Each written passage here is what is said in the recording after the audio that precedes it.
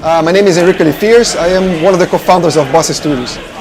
The idea of making Surgeon Simulator compatible with Oculus Rift was just because we backed the Oculus Rift early on, and we had a game which was done, it was 3D, so I said, which game we're going to test this thing with? And we did with Surgeon. It took us 72 hours to get the game running properly. Like in less than 1 day we got it running.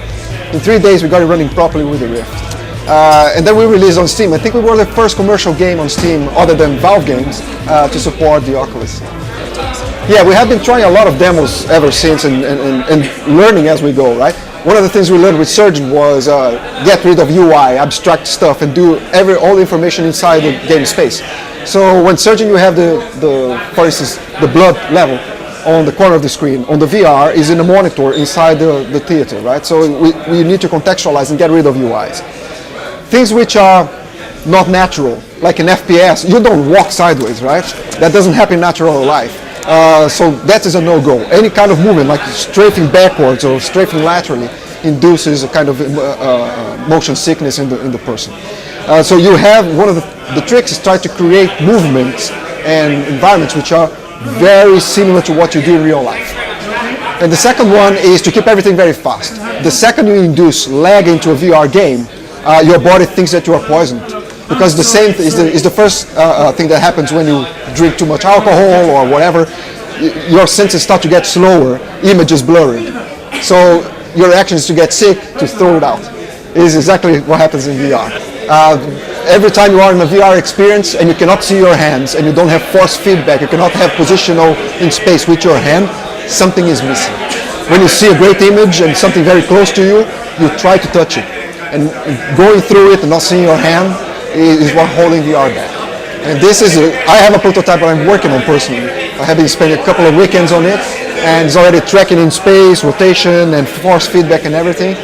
So I hope that what I learned from that, as a personal enthusiast, I can put open to someone to come along and design a product around and walk us in that direction. But whoever cracks that one will make us a step forward as big as the headset.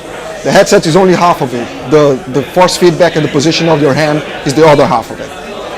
We have looked into all kinds of headsets which are out there.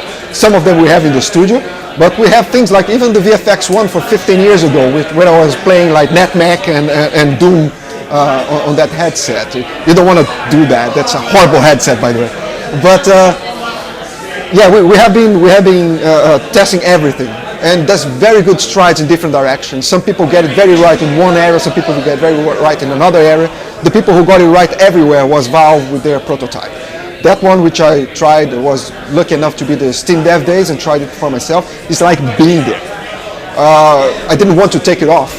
The world was actually, it was something like the Lone Mover Man kind of thing. Like you felt like you were fully immersed and you believed that you were in a different place. And that's where the VR headset should be aiming at. And I think that in a couple of years we will get there on a consumer level. We will never see all of our future projects going VR because VR games need to be crafted for VR, right? Surgeon was a happy accident, but it's not even a very good accident on VR, right? There's very, very strong limitations there. We are working on a project right now. We thought of VR since day one. So that is the one that we are trying to do right. All the other games we do it in a traditional way for traditional devices and so on. Especially because we are not even consumer level yet, right? You cannot just walk in the PC world and buy a VR headset yet. It's going to take a few years for that to happen, so we cannot just work all our games VR and then go bankrupt. But we have one game which is thinking of VR since day one, and we hope that we'll be able to exploit some of the lessons that we have learned so far. Any student that wants to get in touch with us and learn what we have learned so far, please do.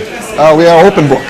VR is so in early days, right? If you keep secrets to yourselves, we'll just slow down the evolution of it.